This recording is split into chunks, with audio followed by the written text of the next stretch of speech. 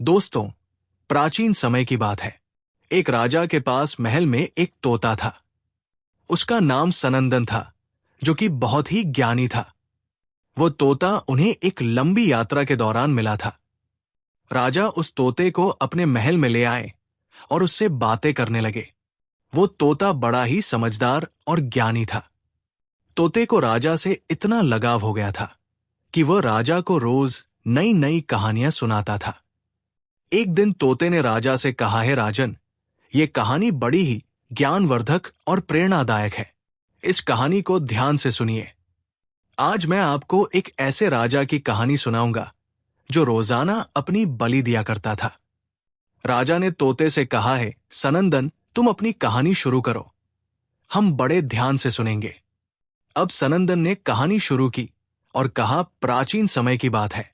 राजा सूर्यभान की नगरी सूर्यपुर में एक ब्राह्मण रहता था, जिसका विदेशों में जहाजों के द्वारा व्यापार करने का कार्य था। उस ब्राह्मण के 7 बेटे थे। सबसे छोटे बेटे का नाम मेवालाल था। पिता ने 6 भाइयों की शादी कर दी थी, लेकिन 7वें की शादी करने से पहले ही वो ब्राह्मण ईश्वर को प्यारे हो गए। पिता के गुजर जाने के बाद जहाज लादकर पार करने की सारी जिम्मेदारी 7 भाइयों पर आ गई और सभी भाई बड़े मन से अपने कारोबार में लग गए। मेवालाल को सबसे छोटा होने के कारण माता, बड़े भाइयों और भाभियों का खूब प्यार मिलता था। वो अपने भाइयों के साथ जहाज लादने के काम में पूरा सहयोग देता था। शाम को जब वो काम से लौटता तो दरवाजे पर खड़ी भाभियां अपने पतियों को दाहिने हाथ से पानी का लोटा देकर पानी पीने को देती और बाएं हाथ से मेवालाल को देती। एक दिन मेवालाल ने सोचा कि बड़ी भाभी से दाहिने हाथ से पानी लेकर पीना चाहिए। इसलिए उस दिन काम से लौटते समय वो अपने खड़े होने की जगह बदलकर बड़े भाई की जगह पर खड़ा हो गया।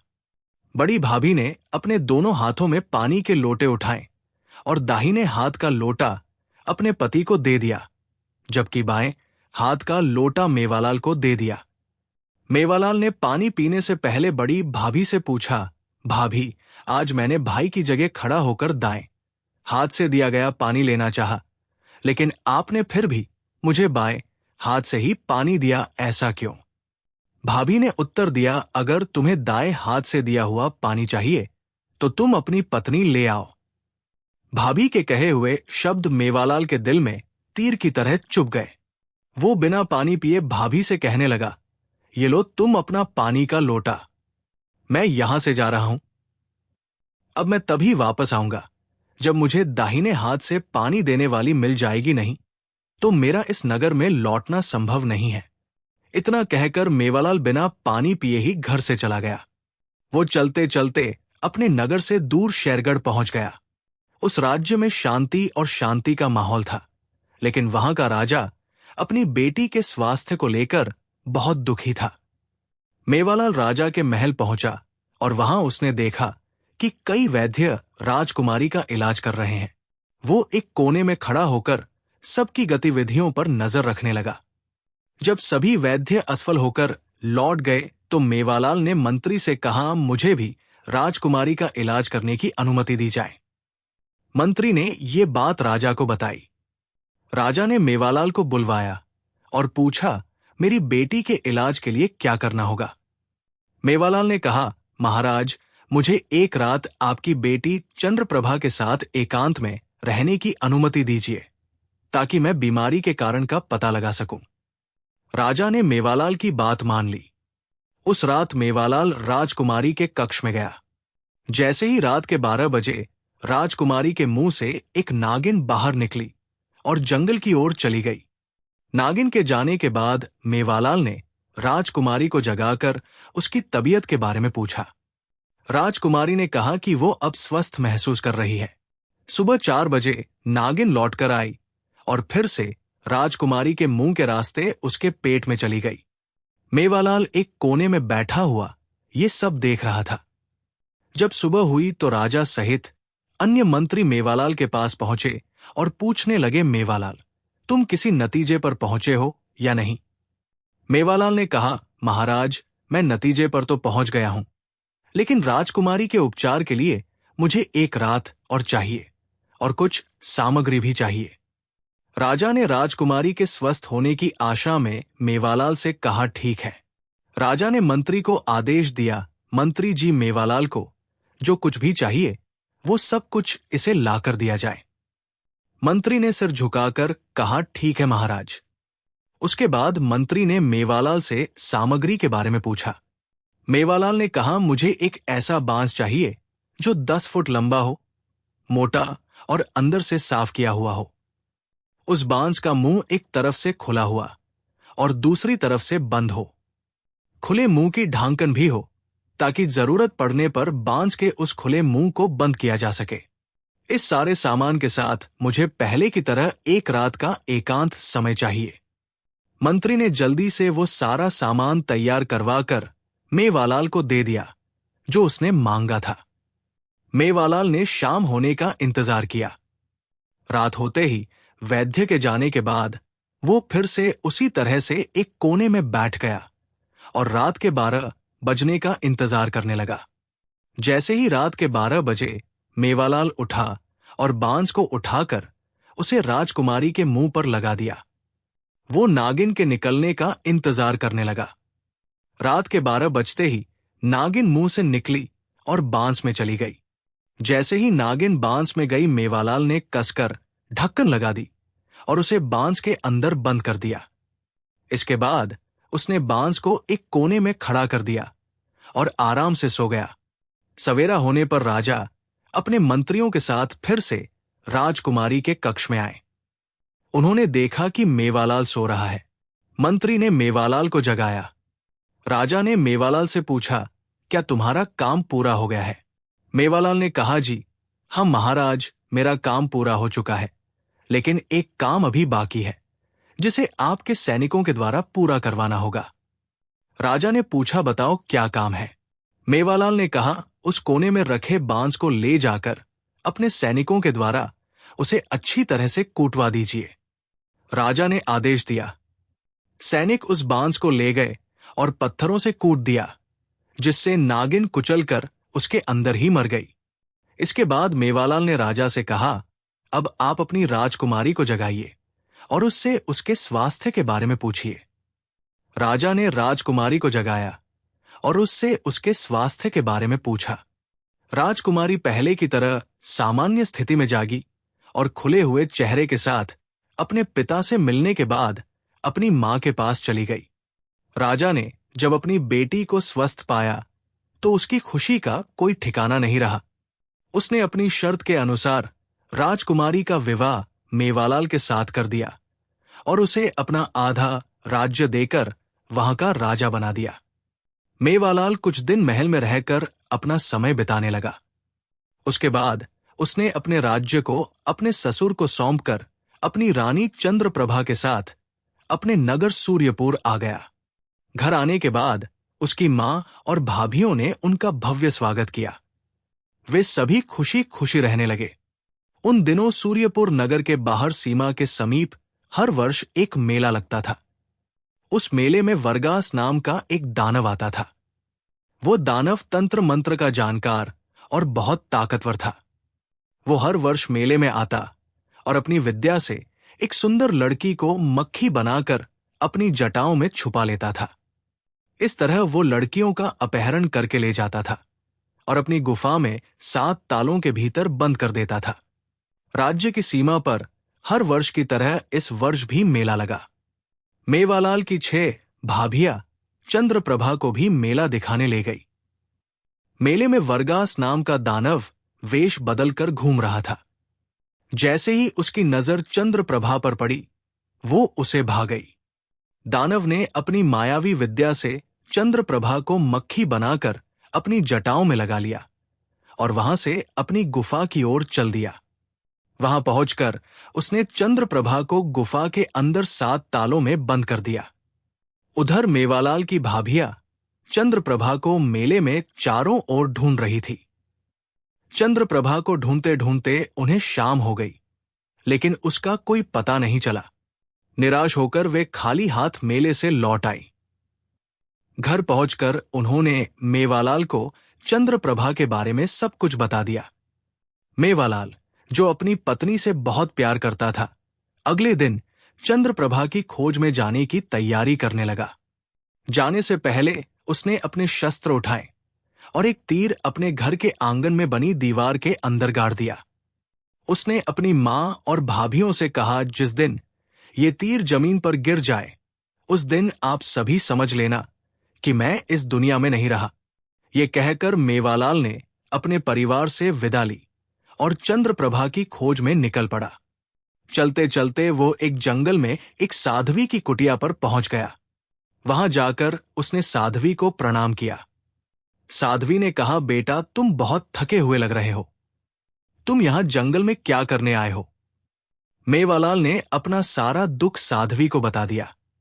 उसकी बातें सुनकर साध्वी ने कहा, बेटा जाओ, मेरी कुटिया के पीछे 2 पात्र रखे हैं, जिनमें एक में नहाने का पानी है और दूसरे में पीने का पानी। पहले तुम अपनी प्यास बुझाओ और अपनी थकान दूर करो। जब मेवालाल कुटिया के पीछे उन पात्रों के पास पहुंचा तो उसने देखा कि छोटे छोटे पात्रों में थोड़ा थोड़ा पानी भरा हुआ था। उसे देखकर मेवालाल सोचने लगा, इतने थोड़े से पानी में हाथ भी नहीं धोया जा सकता। ये पानी तो मेरी प्यास बुझाने के लिए भी काफी नहीं होगा। फिर उसने सोचा, चलो कोशिश करके देखता हूं। ये सोचकर मेवालाल ने एक पात्र में से एक छोटा लोटा पानी निकाला और अपना मुंह हाथ धो लिया। जब उसने पात्र की ओर देखा तो उसमें उतना ही पानी भरा हुआ था जितना पहले था। इसके बाद उसने नहाने के लिए पानी लिया। नहाने के बाद भी पात्र में उतना ही पानी भरा हुआ था। फिर उसने दूसरे पात्र से पानी पिया और अपनी प्यास बुझाई। इसके बाद भी दोनों पात्र वैसे ही भरे हुए थे। ये सब देखकर मेवालाल हैरान रह गया और साध्वी के पास पहुंचा। साध्वी ने पूछा, बेटा तरोताजा हो गए? मेवालाल ने कहा, हाँ मां। साध्वी ने कहा, तो अब जाओ, मेरे धूने में अंगा गड़ा हुआ है, जितना खा सको उतना खा लेना और बाकी को वापस वही गाड़ देना। साध्वी की बात सुनकर मेवालाल धूने की तरफ चल पड़ा और वहां जाकर धूने में से गड़ा हुआ अंगा निकाल लिया। अंगा देखा तो वो आधी रोटी के बराबर था। उसे देखकर मेवालाल सोच में पड़ गया, ये अंगा तो आधी रोटी के बराबर है और मुझे भूख बहुत ज्यादा लगी हुई है। इससे तो मेरी भूख ही कम नहीं होगी। इससे मैं क्या खाऊं और क्या बचाऊं? इसलिए इसके 2 टुकड़े कर लेता हूं, जिसमें से एक मैं खा लेता हूं और एक को वापस गाड़ देता हूं। ऐसा सोचकर मेवालाल ने उस अंगा के 2 टुकड़े किए। एक को धूने में गाड़कर दूसरे टुकड़े को खाने लगा और उस अंगा को खाता रहा, लेकिन वो अंगा कम नहीं हुआ। उसका पेट भी भर गया, लेकिन अंगा का टुकड़ा उसके हाथ में उतने का उतना बना रहा। ये देखकर मेवालाल फिर से अचंभे में पड़ गया और सोचने लगा, इस साध्वी का पानी भी निराला है और अंगा भी अनोखा है। उसके बाद हाथ के बचे हुए अंगा को भी धूने में गाड़कर साध्वी के पास चला गया। साध्वी के पास पहुंचने पर उसने पूछा, बेटा खाना खा लिया? मेवालाल ने कहा, जी हां। इसके बाद मेवालाल सोचने लगा कि साध्वी मां इतनी पहुंची हुई है, मैं इन्हीं से चंद्रप्रभा के बारे में पूछता हूं। तब साध्वी मां से कहने लगा, साध्वी मां, क्या आप मुझे मेरी पत्नी के बारे में कुछ बता सकती है? साध्वी उससे कहने लगी, बेटा, तेरी पत्नी को असुरपुर का दानव वर्गासुर उठाकर ले गया है, जो बहुत ही शक्तिशाली और मायावी है। साध्वी की बात सुनकर मेवालाल ने कहा, माता, आप मुझे उस दानव से चंद्रप्रभा को छुड़ाने का कोई उपाय बताइए। साध्वी कहने लगी, बेटा, इस बारे में मैं ज्यादा कुछ नहीं जानती। अधिक जानने के लिए तुझे मेरी गुरु मां नोना चंडी के पास जाना होगा। तेरा आगे का मार्गदर्शन मेरी गुरु मां ही करेंगी। इसके बाद मेवालाल ने कहा, ठीक है मां, तो फिर मुझे गुरु मां के पास जाने का रास्ता बता दीजिए। साध्वी ने उसे अपनी गुरु मां का रास्ता बता दिया। मेवालाल साध्वी के बताए हुए रास्ते से जाते हुए आगे बढ़ता रहा। वो गुरु मां नोना चंडी के पास पहुंच गया, जो 14 विद्याओं और अनेक प्रकार की मायावी विद्याओं से परिपूर्ण थी। उनका स्थान असुरपुर के नजदीक था। गुरु मां के आश्रम के आसपास हंस विचरण करते थे। गुरु मां की विद्या और माया शक्ति अधिक शक्तिशाली होने के कारण वर्गासुर गुरु मां से डर खाता था। आश्रम में पहुंचकर मेवालाल ने गुरु मां को प्रणाम किया। साध्वी ने मेवालाल से उसका परिचय और आने का कारण पूछा। इसके बाद मेवालाल ने अपनी सारी बात गुरु मां को बता दी। इसके बाद गुरु मां ने मेवालाल का पूरी साध्वी की तरह ही आतिथ्य सत्कार किया और कहने लगी, बेटा, उस मायावी दानव वर्गासुर से चंद्रप्रभा को आजाद कराना इतना आसान नहीं है। उस दानव ने तुम्हारी पत्नी को अपनी गुफा के साथ तालों के अंदर कैद करके रखा है। जब भी वह दानव अपनी गुफा से बाहर जाता है तो वह उसे अपनी माया से बंद करके जाता है। उसकी गैर मौजूदगी में गुफा के अंदर कोई भी नहीं जा सकता। अगर कोई भी इंसान ऐसा करने की कोशिश करता है तो वह उसे अपनी माया से पत्थर का बना देता है। इसलिए तुम चंद्रप्रभा को छोड़ दो और अपनी जान की परवाह करो और यहां से सही सलामत अपने घर लौट जाओ। ये सुनकर मेवालाल कहने लगा, मां, मुझे अपनी जान की फिक्र नहीं है। अगर मैं जाऊंगा तो चंद्रप्रभा के साथ ही वापस जाऊंगा, नहीं तो मैं अपने प्राण दूंगा। मेवालाल की बात सुनकर साध्वी कहने लगी, ठीक है बेटा, जब तुमने ठान ही लिया है तो मेरी बात ध्यान से सुनो। जैसा मैं कहूंगी तुम्हें वैसा ही करना होगा। अगर तुमने मेरे कहे अनुसार कार्य किया तो तुम चंद्रप्रभा को वापस अपने साथ ले जा सकोगे, अन्यथा तुम्हारे द्वारा की गई एक भी भूल तुम्हें पत्थर का बना देगी। इतना सुनकर मेवालाल ने कहा, ठीक है, गुरु मां जैसा आप आदेश देंगी वैसा ही करूंगा। फिर साध्वी कहने लगी, बेटा, शाम का समय है, दानव अपनी गुफा पर होगा, इसलिए इस समय जाना ठीक नहीं है। कल सुबह जब दानव अपनी गुफा से बाहर विचरण के लिए चला जाए तब तुम मेरे धूने में से 2 मुट्ठी राख भरकर ले जाना। गुफा के दरवाजे पर पहुंचते ही दाहिने हाथ की मुट्ठी की राख दरवाजे पर मार देना, जिसके कारण गुफा के दरवाजे के साथ साथ अंदर के 7 ताले भी खुल जाएंगे। उनके खुलने के बाद तुम अपनी पत्नी के पास पहुंच जाओगे, लेकिन अभी तुम सिर्फ उससे मिल सकते हो, उसे ले जा नहीं सकते। उसे अपने साथ ले जाने के लिए तुम्हें क्या करना होगा ये मैं तुम्हें बाद में बताऊंगी। जब तुम अपनी पत्नी से मिलने के बाद वापस आओगे तो जो तुम्हारे दूसरे हाथ में राख होगी उसे दरवाजे पर फेंक देना, जिससे गुफा के दरवाजे फिर से बंद हो जाएंगे। इसके बाद तुम सीधे मेरी कुटिया में आ जाना। कोई तुम्हें पीछे से आवाज लगाए तो पीछे मुड़कर बिल्कुल मत देखना। अगर तुमने गलती से पीछे मुड़कर देख लिया तो तुम पत्थर के बन जाओगे। मेवालाल ने कहा, ठीक है गुरु मां, मैं ऐसा ही करूंगा। इसके बाद मेवालाल खाना खाकर सो गया। सुबह होने पर वह जाने के लिए गुरु मां के आदेश का इंतजार करने लगा। जब जाने का समय हुआ तो गुरु मां ने उसे जो रात को बताया था वैसा ही कुछ दोबारा याद दिलाया। अब गुरु मां ने कहा, ठीक है, अब वो दानव गुफा से बाहर जा चुका होगा, अब तुम गुफा में जा सकते हो। गुरु मां का आदेश पाते ही मेवालाल वहां से चल पड़ा। गुफा के दरवाजे पर पहुंचकर उसने जो दाहिने हाथ में राख पकड़ रखी थी उसे दरवाजे पर फेंक दिया, जिससे गुफा के दरवाजे के साथ साथ अंदर के 7 ताले भी खुल गए। वो बड़ी आसानी से गुफा के 7वें कक्ष में पहुंच गया, जहां उसने अपनी पत्नी को कैद में देखा। जैसे ही चंद्रप्रभा ने मेवालाल को देखा तो वो उसे देखकर रोने लगी और कहने लगी, है नाथ, आप मुझे यहां से ले चलिए। वो भी उसे देखकर भाव विभोर हो गया और उससे कहने लगा, तुम चिंता मत करो, अब मैं आ गया हूं और मैं तुम्हें बहुत जल्दी यहां से लेकर जाऊंगा। अभी मैं तुम्हें यहां से लेकर नहीं जा सकता, तुम्हें यहां कुछ और समय रहना पड़ेगा। पति की बात सुनकर उसे संतोष हो गया। इसके बाद मेवालाल गुफा से बाहर आ गया। गुफा के दरवाजे से बाहर निकलकर उसने बाएं हाथ में पकड़ी हुई मुट्ठी की राख गुफा के दरवाजे पर फेंक दी, जिससे वह दरवाजा बंद हो गया। इसके बाद वो साध्वी की कुटिया की तरफ चल पड़ा। तभी दानव वहां आ गया और उसने मेवालाल को वहां से निकलते हुए देख लिया। दानव ने पीछे से मेवालाल को मानव स्वर में आवाजें दी, हे पथिक, तेरे पीछे तेरा सामान गिर गया है, उसे तुम ले जाओ। जब मेवालाल ने किसी मनुष्य की आवाज सुनी तो वो गुरु माँ की कही हुई बात को भूल गया और पीछे मुड़कर देख लिया। जैसे ही उसने पीछे मुड़कर देखा, वो तुरंत पत्थर का बन गया।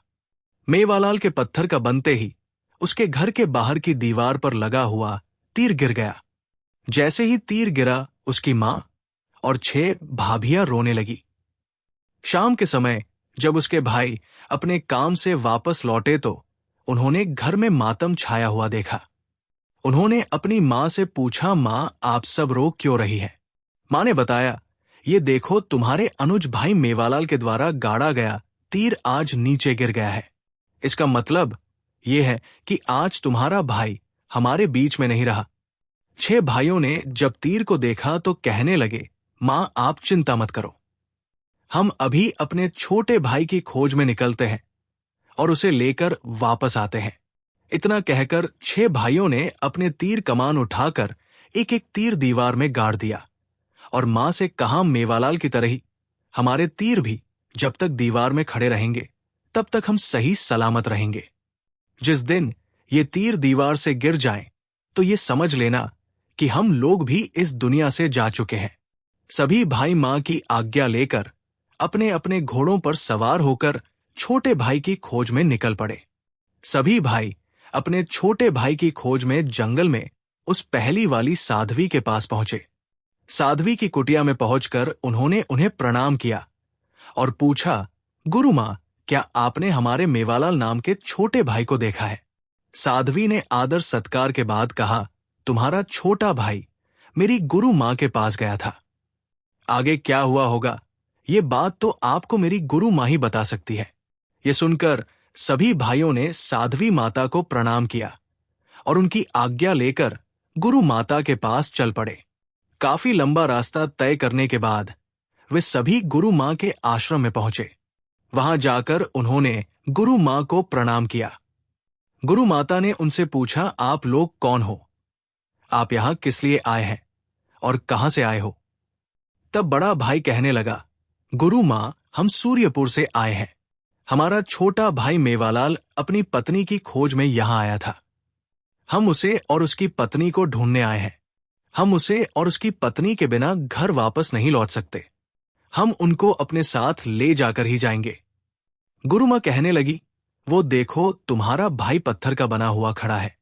तुम्हारे भाई की पत्नी उस दुष्ट राक्षस की गुफा में 7 तालों के अंदर बंद है। तुम्हारे भाई मेवालाल ने भी उसे गुफा से निकालने की कोशिश की थी। उसका परिणाम तुम्हारे सामने है। इसलिए अगर तुम अपनी जान की सलामती चाहते हो तो यहां से वापस लौट जाओ।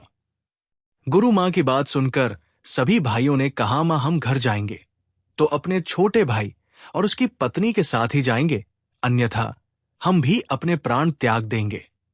मां, हमारा भाई तो पत्थर का बन गया है, लेकिन उसकी पत्नी अभी भी उस दानव की गुफा में सही सलामत कैद है। हमें उसे जरूर निकालना है। गुरु मां कहने लगी, तो फिर तुम्हारा भी वही हाल होगा जो तुम्हारे भाई का हुआ है। भाइयों ने कहा, गुरु मां, जैसा आप कहोगी हम वैसा ही करेंगे। तब गुरु मां ने उन सभी भाइयों को मेवालाल की तरह सारी बातें समझाईं और कहा, दानव को अपनी गुफा में वापस लौटने के लिए अभी 3 घंटे का समय है। समय रहते गुफा से वापस लौट आना और आते समय पीछे मुड़कर मत देखना। गुरु मां ने सभी भाइयों को धूनी की विभूति दी। वे सभी भाई उस दानव की गुफा पर पहुंचे। उन्होंने अपने दाहिने हाथ की विभूति गुफा के दरवाजे पर फेंक दी, जिससे दरवाजे के साथ साथ गुफा के 7 द्वार भी खुल गए। सभी भाई गुफा के अंदर चले गए। अपने जेठों को अंदर आते देख चंद्रप्रभा उनके पैरों में रोते हुए गिर पड़ी। वो कहने लगी, भाई साहब, आप मुझे यहां से ले चलिए। मेवालाल भी मुझे लेने आए थे, लेकिन मुझसे वादा करके चले गए और फिर वापस नहीं आए। भाइयों ने कहा, बेटी, तुम चिंता मत करो, हम तुझे यहां से लेकर ही जाएंगे, लेकिन तुम्हें अभी 1 दिन का और धैर्य रखना होगा। हम तुझे यहां से ले जाने का तरीका गुरु मां से जानकर दोबारा आएंगे और तुझे यहां से लेकर जाएंगे। चंद्रप्रभा को भाइयों की बात का भरोसा हो गया। सभी भाई गुफा से बाहर निकलकर बाएं हाथ की विभूति से द्वार को बंद कर देते हैं। अभी वे वहां से निकले ही थे, तभी दानव वर्गासुर वहां आ गया। उसने अपनी गुफा से बाहर निकलते हुए भाइयों को देख लिया। दानव ने एक पीड़ित मनुष्य की आवाज में कहा है, भाइयों, मैं एक लंगड़ा व्यक्ति हूं, तुम्हारे पीछे पीछे आ रहा हूं। मैं चलने में असमर्थ हूं, जरा मुझे भी सहारा दे दो ताकि मैं भी अपने घर पहुंच जाऊं। ईश्वर आपका भला करेगा। पीड़ित मनुष्य की आवाज सुनते ही उनके भाइयों ने भी वही गलती कर दी जो उनके छोटे भाई मेवालाल ने की थी। गुरु मां की चेतावनी देने के बावजूद भी पीड़ित मनुष्य द्वारा लगाई गई आवाज पर उनका ध्यान चला गया और उन सभी ने पीछे मुड़कर देख लिया। पीछे देखते ही सभी भाई पत्थर के बन गए। उन सभी भाइयों के पत्थर का बन जाने के बाद वो दानव उन्हें गुफा के अंदर ले गया और चंद्रप्रभा से कहने लगा, तुम्हारे पीछे आने वाले लोग कौन हैं जो मेरी गुफा के अंदर आने की हिम्मत करते हैं। तब चंद्रप्रभा कहने लगी, मुझे क्या पता, मैं तो यहां 7 तालों के भीतर कैद हूं। क्या कोई 7 तालों के भीतर कैद रहकर बाहर की दुनिया में घट रही घटनाओं के बारे में कुछ बता सकता है? गुफा के अंदर और बाहर चारों तरफ निगरानी करने के बाद दानव कहने लगा, उन गुस्ताखियों को तो मैंने सजा दे दी है, अब देखता हूं कि अब कौन आता है। उसकी सजा देने की बात सुनकर चंद्रप्रभा के पैरों तले से जमीन खिसक गई और वो सोचने लगी होना हो, इसने जरूर मेरे जेठ भाइयों को मार डाला है। इसके बाद चंद्रप्रभा भी जीने की उम्मीद छोड़ देती है। जैसे ही 6 भाई पत्थर के हुए, उनके घर के बाहर बनी दीवार में से 6 के 6 तीर नीचे गिर पड़े। दोस्तों, ये कहानी जारी है। इसका अगला हिस्सा अगले वीडियो में देखिए, जिसका लिंक इस वीडियो के नीचे मौजूद है, और हमारे चैनल को सब्सक्राइब कीजिए। नीचे कमेंट में बताना मत भूलिए कि आपको ये कैसा लगा। धन्यवाद।